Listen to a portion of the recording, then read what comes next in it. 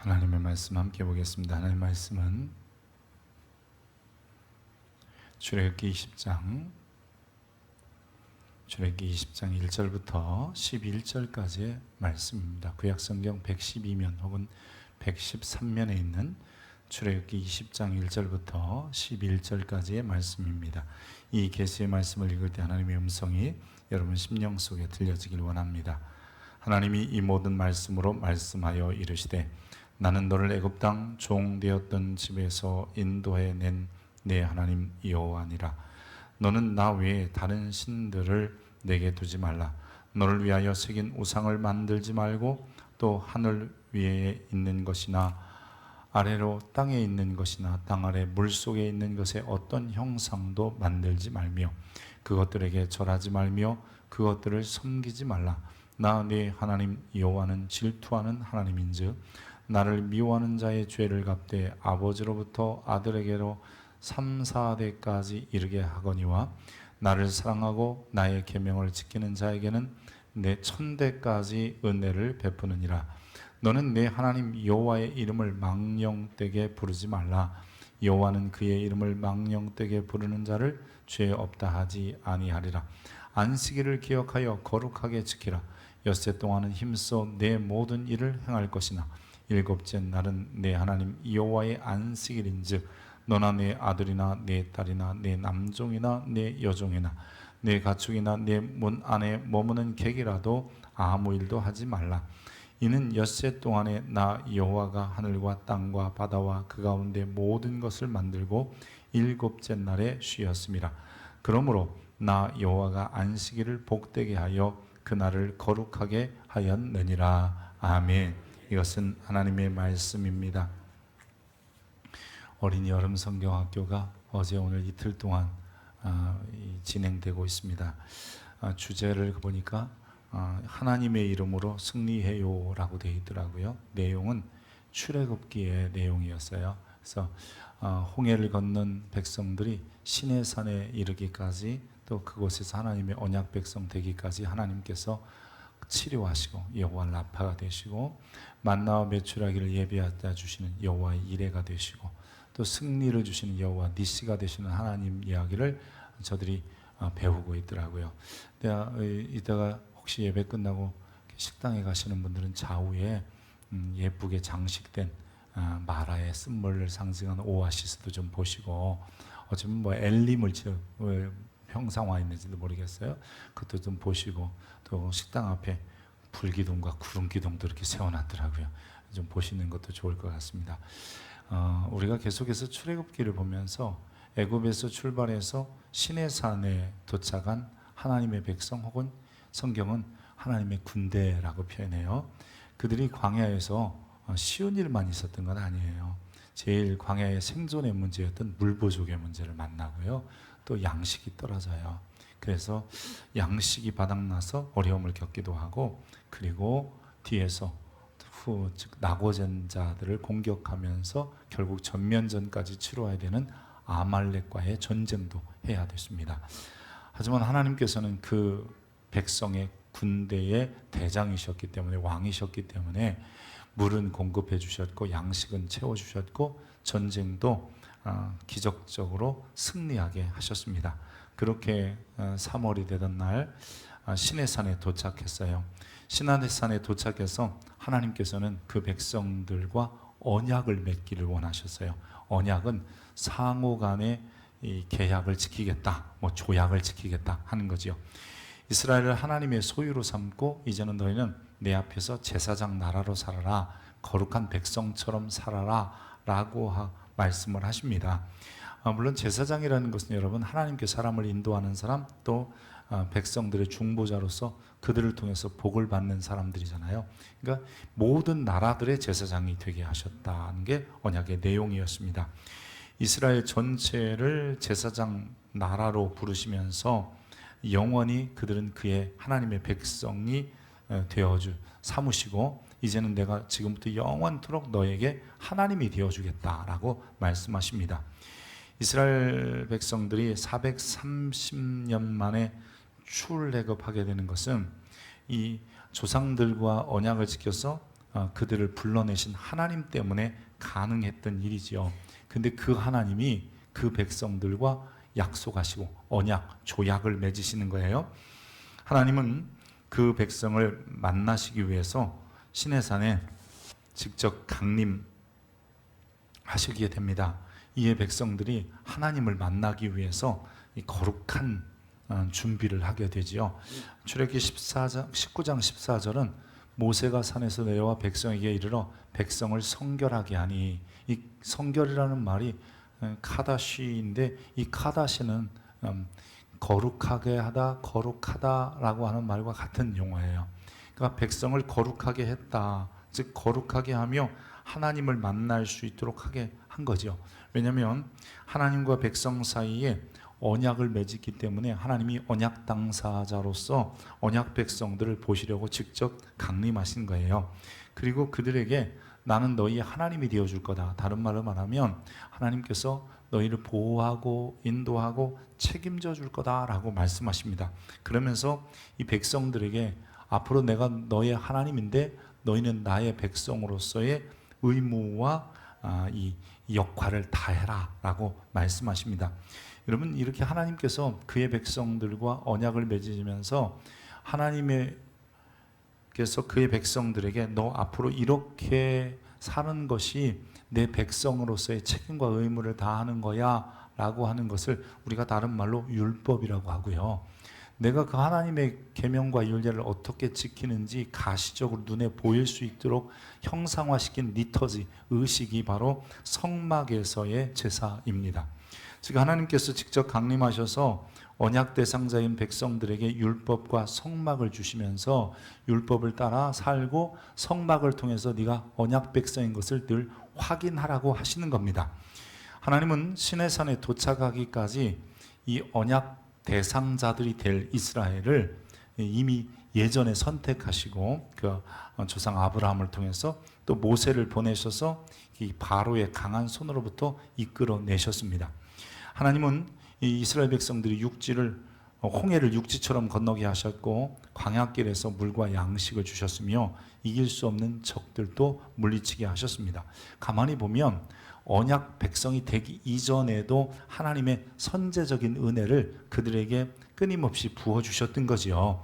그리고 시내산에 도착해서 드디어 그들과 언약을 맺으셨습니다. 가만히 보면 우리도 마찬가지라는 생각이 들어요. 하나님의 주권적인 역사 가운데 우리가 복음을 듣게 하셨고 하나님의 자녀가 되는 권세를 주셨어요. 하나님의 그 주권적인 기반 시대라고 우리가 흔히 말하는데, 내가 아직 주님을 알지 못했을 때 하나님은 여러 경로를 통해서 복음을 듣게 하세요. 때로는 친구를 통해서, 때로는 고난을 통해서, 때로는 부모님을 통해서, 때로는 여러 가지 이 어떤 이 환난이나 또 좋은 일들을 통해서 우리들에게 정말 예수가 필요하구나, 복음을 들어야 되겠구나, 이런 기회를 주셔서 하나님의 자녀가 되는 권세를 주시는 거예요. 여러분, 그래서 보면 누구 한 사람도 여러분 자기의 의나 자기의 행위가 아니라 하나님의 주권적인 계획 가운데서 구원받게 되고 자녀가 되는 것임을 알아야 합니다. 근데 어느 순간부터 우리가 자꾸 이런 말을 해요. 내가 믿어서 구원받은 것처럼 생각하는 거예요. 여러분, 이것은 우리가 아직 죄인되었을 때 그리스도께서 십자가에서 우리를 위하여 죽으셨다는 하나님의 말씀을 잘 알지 못하기 때문이에요. 하나님은 우리가 다 죄를 범하여 하나님의 영광에 이룰 수 없는 상황 가운데서도 그 아들을 주권적으로 주시는 거예요. 심지어는 그분이 창세전에 우리를 주권적으로 선택 예정하셨고, 그리고 우리가 아직 죄인 되었을 때 우리의 심령 속에 역사하셔서 그분을 믿게 하는, 즉 성령의 역사도 허락하신 거예요. 우리가 예배소 1장에 보면 창세전에 그리스도 예수 안에서 우리를 택하사, 하나님이 우리를 택하신 거예요. 이게 예정이거든요. 하나님의 선택과 예정이 우리에게 있었던 거예요.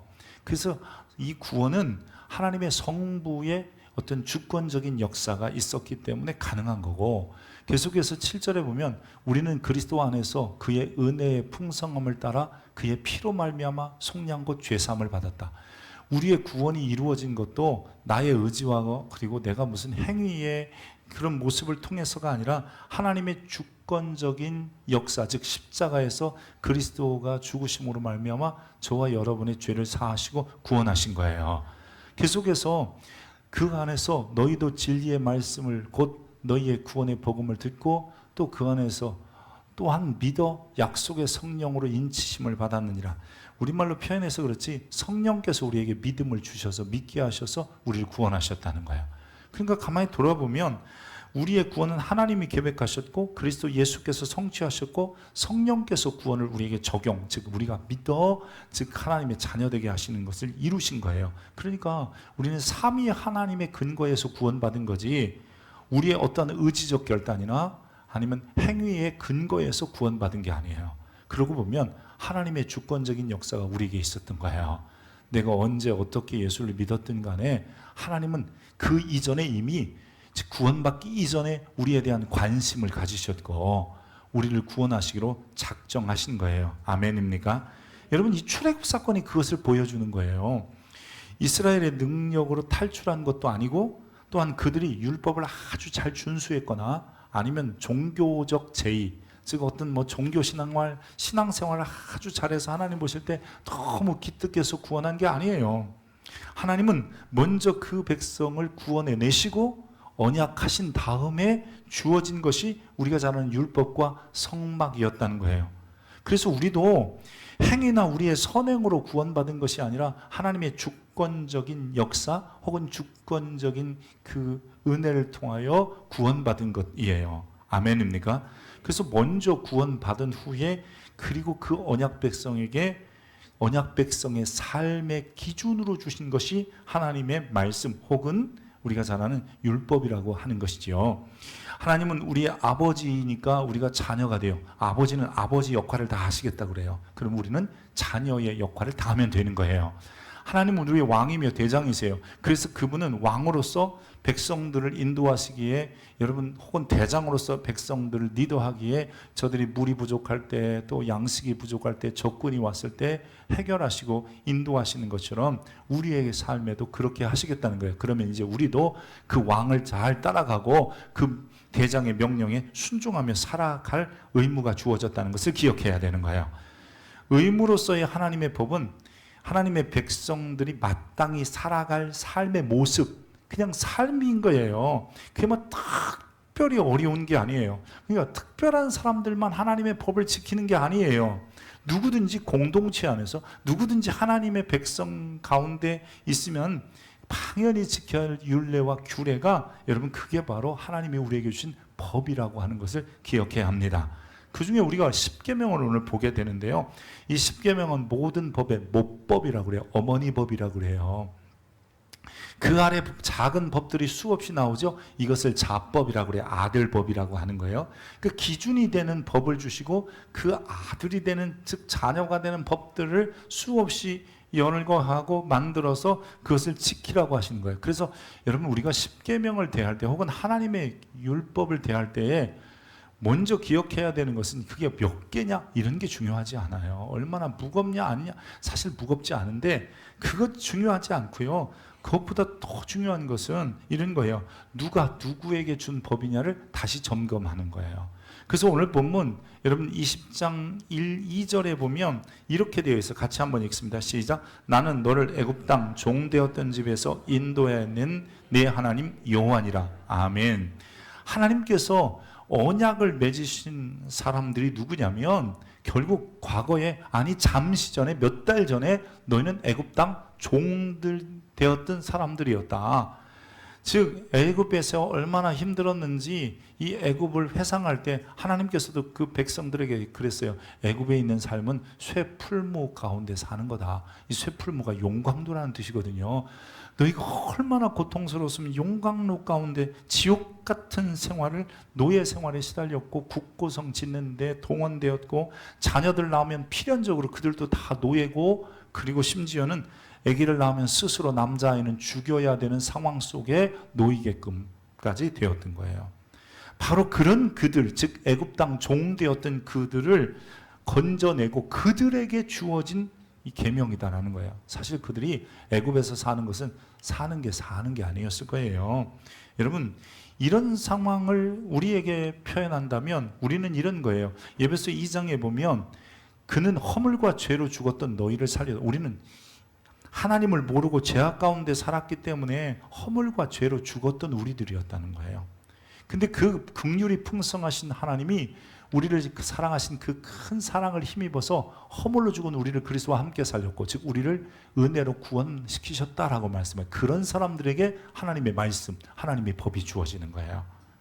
여러분, 이스라엘을 건지시기 위해 하나님이 하신 위대한 일들을 보십시오. 10가지 기적뿐만 아니라 홍해를 육지처럼 물을 공급해 만나와 매출하게 주어 전쟁에서도 승리하게 해 종되었던 집에서 인도하셔 냈다는 것은 단지 그냥 끌어냈다 건져냈다만이 아니라 끊임없이 하나님이 함께 하신다는 거예요.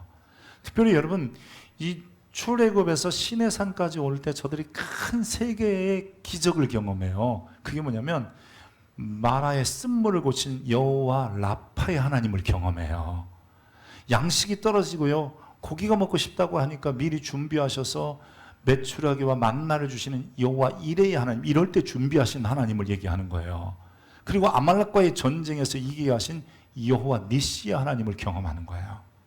그러니까 여러분, 이것은 다른 말로 말하면 하나님께서 우리의 하나님이 되어주셔서 우리를 사랑하신다는 말은 어떤 의미냐면, 그가 아버지이고 대장이고 왕이라는 의미는 우리에게 이 세 가지를 끊임없이 계속 반복적으로 역사하시겠다는 거예요. 여호와가 우리를 고치실 겁니다. 여호와가 우리에게 즉 승리가 되시고, 또한 여호와는 우리를 위하여 준비하실 겁니다. 그래서 우리를 더 이렇게 역사하시겠다는 거예요. 그러니까 하나님이 우리와 언약하시고 나서, 언약이라고 하는 것은 내가 종되었던 집에서 너희를 인도해낸 여호와라는 말은 나는 너를 끊임없이 사랑할 것이며, 나는 끊임없이 그 사랑 때문에 너희에게 온갖 것들을 허락할 것이다 라고 이야기하시는 겁니다. 여러분, 우리를 향한 하나님의 사랑이 바로 그런 겁니다. 죄와 허물로 죽었던 우리를 살리시고 영원한 나라에 가기까지 끊임없이 인도하시고 보호하시고 함께 하시겠다고 하는 거잖아요. 그래서 우리는 그 하나님은 하나님의 책임을 다하시겠다고 하니까 우리는 우리의 역할을 다해야 되는 거예요. 하나님도 그 사랑 때문에 우리에게 그분의 책임을 다하신다면 우리도 하나님을 사랑하는 그 사랑 때문에 우리의 의무를 다해야 되는 거예요. 여러분, 그 의무 다른 게 아니에요. 그냥 언약 백성답게 하나님을 사랑하면서 살아가는 거예요. 언약 백성이 마땅히 살아야 될 삶의 자세, 삶의 모습, 삶의 형태들이 그 생활 양식 자체가 하나님의 법이라는 것을 우리는 기억해야 되는 거예요. 오늘 우리가 10가지로 소개된 이것을 모법이라고 그랬잖아요. 모법이라고 하는 것은 기본법이고요, 그 안에 하위법, 자법들이 나오게 되는 건데, 여러분, 이 10개의 법을 좀 나눠보면 1번부터 4번까지는 하나님에 대한 계명이고 6번부터 10번까지는 사람에 대한 혹은 이웃에 대한 계명이에요. 근데 이렇게 계명을 구분하고 나눠보다 보니까 여러분, 특별한 내용이 하나 있는 거예요. 뭐냐면 이 법의 원리, 법의 정신이 이 10계명에 들어있다는 거예요. 법의 정신, 법의 여러분 원리가 뭐냐? 굳이 얘기하면, 정답부터 말하면 그건 사랑이라고 하는 거예요. 하나님을 사랑하라, 이웃을 사랑하라. 그게 1번부터 4번까지 그리고 6번부터 10번까지의 내용이에요. 여러분, 모든 법을 만들 때, 즉 입법할 때는 입법 취지가 있는 거예요. 이 법을 왜 만드는지, 어떻게 적용하는 게 좋은지, 그게 입법 취지라고 하는 건데요. 이 입법 취지는 그 법이 담고 있는 의도를 보여주는 건데, 10계명, 즉 하나님께서 그의 언약 백성들에게 주신 법의 입법 취지, 법 정신은 다른 게 아니라 사랑이라고 하는 거예요. 하나님께서 그 백성을 그 백성에게 법을 주신 것은 올무를 만들어서 어떻게 하든지 그냥 엮어매려고 하는 것도 아니고, 공포를 조장해서 통치하려고 하시는 게 아니에요. 못해, 못 지켜, 내가 벌 줄 거야, 이런 하나님이 아니라는 거예요. 백성을 이롭게 하시려고 주신 법이에요. 그래서 하나님의 법정신을 보면 하나님이 우리를 얼마나 사랑하는지, 반대로 우리도 하나님을 사랑하고 이웃을 사랑해야만이 그 법을 지킬 수 있도록 만들어 두신 거예요. 사랑이 없이는 하나님의 법은 지킬 수 없어요. 다른 말로 하나님을 사랑하지 않으면 하나님의 법을 못 지켜요. 여러분, 6번부터 10번까지가 만약에 사람을 향한 것이라면 이웃을 향한 사랑이 없는 한 그 법을 지킬 수가 없다는 거예요.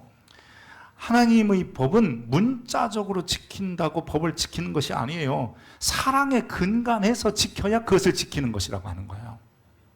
여호와는 우리를 사랑하시기 때문에 그 사랑의 역할을 다하시기 위하여 그 아들을 우리까지 주시면서 책임을 다하신 거예요. 그게 하나님으로서, 아버지로서 혹은 왕으로서, 대장으로서 하신 일이잖아요. 그렇다면 우리도 하나님을 사랑함으로 혹은 하나님이 함께 살게 하는 사람을 사랑함으로 인하여 백성의 역할, 의무를 다하는 성도들이 되어야 하는 거예요. 여러분, 사랑하면 짐을 져줘요. 함께 짐을 들어준다는 거예요. 사랑한 남녀 두 사람이 등산을 해요. 처음 등산할 땐 산에 많은 걸 가져가거든요. 앞에 메고 막 이렇게 가는데 어느 순간 가다 보면 이 형제들, 남자들은 등에 자기 거 앞에 메고 뒤에 메고 이 여자친구 거 앞에 메고 와요.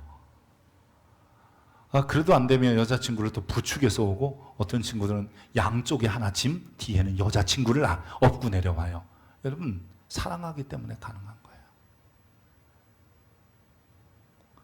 사랑하다 보면 그 짐이 짐으로 느껴지지 않는 거죠. 그냥 무게가 느껴지지 않는 거예요. 그래서 그냥 감당할 수 있는 거예요. 하나님을 사랑하면 하나님이 이거 해라 저거 해라, 그게 부담이 아니에요. 여러분, 부모를 사랑해 보십시오. 자녀를 사랑해 보십시오. 헌신, 그게 어렵다고요? 희생, 그게 어렵다고요? 엄마가 자녀들을 위해서 헌신하고 희생하는 게 어려운 줄 알아요? 자기 생각을 해보면 고통스럽죠. 하지만 그게 기쁘고 즐겁게 되어지는 것은 자녀를 향한 사랑이 있기 때문인 거 아니에요? 남편과 아내가 사랑하면요, 서로 봉사하고 희생하고 아껴주는 건 당연해요. 그럼 어려운 게 아니에요. 억지로 시켜서 되는 게 아니에요. 하나님을 사랑하면 하나님이 우리에게 주신 법이 힘들다, 어렵다, 그렇게 말하지 않는다는 거예요. 계명 중에 어느 게 큽니까? 가끔 성도들도 물어보는데요. 이 예수님한테도 당시 종교 지도자였던 바리새인 중 율법사들이 물었어요. 여러분, 그 중에 한 율법사가 예수님을 시험해서 뭐라고 물어보냐면, 선생님, 율법 중에 어느 계명이 크니까? 여러분, 우리는 이런 질문을 받을 때는 하나님 외에 다른 신 내게 두지 마, 뭐 이런 게 제일 클 것 같고, 또 어쩔 때는 야, 여호와 이름을 망령 때 읽었지 마, 뭐 이런 게 클 것 같아. 안식일을 준수해. 근데 예수님께서는 그렇게 어느 한 계명을 얘기하시는 게 아니에요. 율법의 정신을 말씀하기 시작해요. 같이 읽습니다. 시작. 예수께서 이르시되 내 마음을 다하고 목숨을 다하고 뜻을 다하여 주 너희 하나님을 사랑하라 하셨으니 이것이 크고 첫째 되는 계명이요 둘째도 이와 같으니 내 이웃을 내 자신과 같이 사랑하라 하셨으니 이 두 계명이 온 율법과 선지자의 강령이라. 온 율법과 선지자는 케토빈 느비임이니까 결국 구약 성경 전체를 얘기할 때 이 두 가지로 얘기할 수 있다. 율법의 정신은 하나님 사랑, 이웃 사랑에 있다, 이렇게 말씀하시는 거예요. 어떤 게 크냐가 중요한 게 아니라 하나님을 사랑해서 그 일을 하느냐, 이웃 사랑해서 그 일을 하느냐, 그러면 그것이 하나님의 뜻이라는 거예요. 예수님께서도 10계명 중에 혹은 613가지의 6계명 중에, 그리고 그 하위법들로 만드는 수만 가지 중에 어느 것이 크다라고 말씀하지 아니하시고 원리를 말씀하시는 거예요. 어떤 법이든지 하나님 사랑해서 한다면 그것은 바른 것이고 이웃 사랑해서 그것을 한다면 바른 것이라는 거예요. 그래서 율법의 구체적 조항이 나타나지 않더라도 최소한 하나님 사랑해서, 이웃 사랑해서 그 일을 감당한다, 즉 우리가 그것을 삶의 기본 원리를 가지고 있다면 바른 삶을 살아가고 있는 거예요. 현대사회가 굉장히 복잡하고 다양해지잖아요. 무엇이 하나님의 법에 합당한지 분별하지 못하는 경우도 있어요. 왜냐하면 과거에 이런 일이 없었을 테니까 이런 일이 과연 지금은 어떻게 될까, 그래서 많은 분들이 고민합니다. 고민할 게 아닌데요, 왜냐하면 성경에 나타난 성문화된, 즉 글자로 쓰여진 법만 찾아보다 보면 이런 것은 이 성경에 없는데 예수님이 뭐 이런 고민을 하셨을까, 뭐 이런 분들이 가끔 있어요. 근데요, 예수님은 얘기하잖아요. 법의 원리가 뭐냐, 이 법을 입법한 취지가 뭐냐. 입법의 취지는 하나님이 너희를 사랑하는 것처럼 너희도 하나님을 사랑하는 데 있지 않냐. 그래서 이 하나님을 사랑한다는 것이 우리의 삶의 원칙, 큰 대전제로 가지면 여러분, 그것은 성문화된 법을 안 찾아도 당연히 주 안에서 하나님을 사랑하고 말씀과 계명을 지키며 사는 거예요. 여기서 우리가 반드시 기억해야 될 것은 하나님이 우리에게 주신 법은 굉장히 쉽다는 거예요. 한번 해봅시다. 여호와의 법은 쉽습니다. 아멘입니까? 그게 성경의 얘기잖아요. 같이 읽습니다. 하나님을 사랑하는 것은 이것이니 우리가 그의 계명들을 지키는 것이, 그의 계명들은 무거운 것이 아니로다. 무겁지 않대요. 가볍대요. 지킬 수 있대요. 아멘입니까? 여러분, 계명도 어떻게 지켜? 뭘 못해? 사랑이 없는 거예요. 여러분, 자녀를 향한 엄마의 희생, 여러분 그 수고, 애씀이 여러분 사랑하기 때문에 그런 거 아니에요? 그게 어렵다고요? 그게 힘들다고요? 그러면 자녀를 사랑하지 않는 거잖아요. 사랑의 자리에 있으면 누구나 지킬 수 있고 감당할 수 있는 게 여호와의 법인 거예요. 하나님 사랑의 가장 기본적인 것은, 여러분 그냥 오늘 율법을 굳이 얘기한다면 이런 거잖아요. 나 외에 다른 신을 두지 말아라.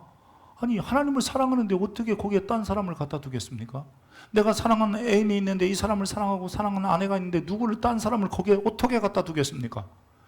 나 외에 어떤 것도 신이 아니기 때문에 그분만을 섬겨야 되는 거잖아요.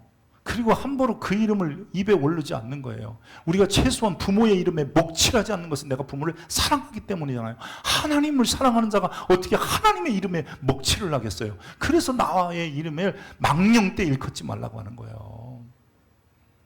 심지어 그런 어떤 삶들을 정말 내가 잘 살아내고 있습니다. 즉 하나님만 섬기고 하나님께만 절하고 주의 이름을 거룩히 여기며 그 성원을 위하여 살고 있습니다. 이런 고백적인 행동이 의식으로 드러나는 게 주일 성수, 안식일 준수인 거예요. 여러분, 오늘 이 시간에 이렇게 여러분들이 예배당에 와서 앉아서 예배 드리는 것은 최소한 내가 주님을 섬긴다는, 내가 주님을 사랑한다는 고백이기를 축복합니다. 그래서 와 있는 거예요. 그리스도이니까 어쩔 수 없이. 여러분, 주일 성수가 어렵다고요? 주님을 사랑하면 돼요. 예배가 힘들다고요? 주님을 사랑하면 되는 거예요. 예배가 너무 길어서 어렵다고요? 주님을 사랑해 보십시오. 사랑하는 사람은요, 심지어는요, TV 프로그램 하나만 사랑해도, 좋아해도 2시간 가는 영화도 그냥 지켜보고 있잖아요. 단지 흥미를 유발해서가 아니라 내가 그 TV 프로그램, 아니면 거기에 나오는 여러분 탤런트한 사람, 배우한 사람만 좋아해도 2시간이 훌쩍 가는데, 주님을 정말로 사랑해서 이 예배 자리에 앉아서 예배한다면 이 예배가 기쁘고 감사한 거예요. 그래서 주님께서는 나 외에 다른 신을 내게 두지 말고 절하지도 말고 여호와 이름을 망령때 일컫지도 말라, 이런 고백적인 환경과 고백적인 상황과 그 고백의 모습으로 주일 성수하라고 그러는 거예요. 다시 해볼게요. 하나님을 사랑하고 이웃 사랑하는 것을 뭔가 드러내야 되잖아요. 그게 뭐냐면 성막에 와서, 성전에 와서 예배하고 제사하는 것을 통해서 내가 하나님 사랑하고 살고 있습니다, 이웃 사랑하고 살고 있습니다를 보여주는 거예요. 아멘입니까? 하나님을 사랑하면 우리의 삶은 하나님 중심적으로 살아가게 되는 거예요. 여러분, 개혁자들이 항상 외친 게 뭐예요? 솔로스 크리스토스, 오직 그리스도로만, 솔리데오 글로리아, 하나님의 영광만을 위하여예요. 내가 예수 그리스도로 구원받았기에 나는 앞으로 삶이 뭐냐? 그게 바로 솔리데오 글로리아, 하나님의 영광만을 위하여 살겠다는 거잖아요. 우리가 엉뚱하게 뭐 믿음이다, 은혜다, 성경이다 이런 것만 해요. 그런데 그게요, 예수 그리스도만 구원받고 하나님의 영광을 위하여 살겠다, 이 사실을 여러분 성경을 통해서 알고 믿음을 통해서 받아들이고, 그게 은혜인 거예요. 그래서 우리가 그 뒤에 솔라 피데, 솔라 그라티아, 솔라 스크립추라 이런 얘기 하는데, 솔리데오 글로리아, 하나님의 영광을 잃어버리면, 즉 하나님이 나를 사랑하시고 내가 하나님을 사랑하여 살겠다는 이것을 잃어버리면 우리의 신앙은 무너지게끔 되어 있는 거예요. 우리 하나님이 되신 여호와께서 우리를 얼마나 사랑하셨으면, 여러분 성경은 이렇게 고백합니다. 하나님의 사랑이 우리에게 이렇게, 하나님이 얼마나 사랑하는지 그 사랑이 나타났는데, 그 사랑은 자기의 독생자를 세상에 보내셨다. 심지어 이 다음 절이요, 이 전절에 나오는 게 화목제물을 우리에게 주셨다는 거잖아요. 하나님은 사랑을, 즉 언약 당사자로서 언약 대상자인 우리에게 하나님은 사랑을 다 보여주셨다고 하는 거예요. 우리를 구원하시고 우리에게 영생의 소망을 주시고, 지금도 주님께서는 때로는 니시로, 때로는 라파로, 때로는 이레의 역사로 우리를 이끌어 가신다는 거예요. 하나님이 그 사랑을 가지고 우리에게 책임을 다해 가시고 역할을 다하신다는 거예요. 그렇다면 우리도 하나님을 향한 사랑을 가지고 우리의 의무를 다해야 돼요. 아멘입니까? 정말 중요해요. 우리도 하나님을 사랑하면 그 사랑은 정말 내가 주님 안에서 계명과 율례를 지킬 수밖에 없고 지켜져 갈 수밖에 없는 거예요. 다 뭐 특별히 문자적으로 어떻게 있다가 아니라 그냥 하나님을 사랑하기 때문에 이 일이 하나님을 사랑하는 일이 아니면 내려놓고 이웃이 이웃을 사랑하는 것이 아니면 내려놓는 거잖아요. 하나님의 사랑을 위해서라면 내 목숨까지도 심지어는 드릴 수 있는 그런 헌신과 희생이 필요하다는 거죠. 그게 바로 사랑이라고 하는 거잖아요. 너희가 나를 사랑하면 나의 계명을 지켜라. 여러분 당연히 지켜져요. 나의 계명을 지키는 자라 나를 사랑하는 자니 나를 사랑하는 자는 내 아버지께 사랑을 받을 것이요 나도 그들을 사랑하여 그에게 나를 나타내겠다. 그렇게 말씀하시잖아요. 하나님의 주권적인 은혜 가운데서 우리가 구원받았고 이제 하나님의 사랑 가운데 우리가 살아가고 있습니다. 그렇다면 우리가 해야 될 일은 그분을 사랑하며 그분 앞에 우리가 마땅히 살아야 될 삶을 살아내는 겁니다. 지금 이렇게 말입니다. 지금 여러분이 살아오신 것처럼 계속 살아가시길 바랍니다.